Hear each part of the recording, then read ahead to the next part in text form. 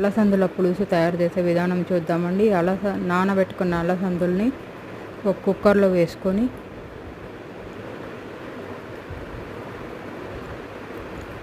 అందులో కట్ చేసుకున్న ఉల్లగడ్డ, కట్ చేసుకున్న వంకాయ వేసుకొని నీళ్లు పోసుకొని ఉడకనివ్వాలండి. కుక్కర్లో పెట్టి ఉడకనివ్వాలండి. అలసందుల పులుసులో వేసేదానికి పేస్ట్ కోసం మిక్సీ జార్ తీసుకొని మిక్సీ జార్లో సాంబార్ పొడి వేసుకొని సాంబార్ పొడిలో సాల్ట్ వేస్తున్నాను, చింతపండు వేస్తున్నాను, ధనియాలు వేస్తున్నాను,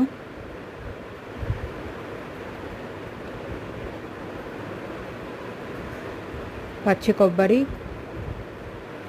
అన్నీ ఒకదాని తర్వాత ఒకటి వేసుకొని పేస్ట్ లాగా చేసుకోవాలండి. ఈ లోపల అలసందులు కూడా ఉడికిపోయాయండి. ఉడికిన అలసందులను ఒక గిన్నెలో పోసుకుంటున్నానండి. స్టవ్ పైన గిన్నె పెట్టి గిన్నెలో వేసుకుంటున్నానండి.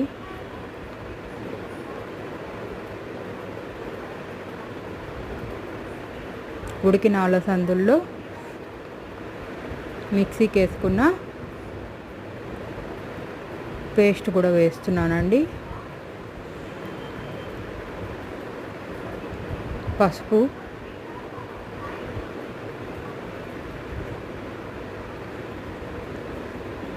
వేసి బాగా కలిపెట్టుకుంటున్నానండి.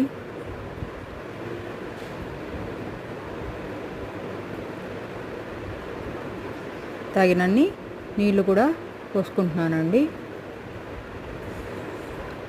ఇప్పుడు పులుసుకి తిరగమాత కోసం స్టవ్ పైన బాణలు పెట్టి నెయ్యి వేసి నెయ్యి వేడయ్యాక ఆవాలు, ఇంగువ వేస్తున్నానండి. పులుసు పైన తిరగమాత వేస్తేనే చాలా బాగుంటుంది కదండి. ఈ పులుసు హెల్త్కి కూడా చాలా మంచిదండి. టేస్ట్ కూడా చాలా బాగుంటుందండి. తిరగమాత రెడీ అయిపోయింది. తిరగమాతను పులుసులో వేస్తున్నానండి.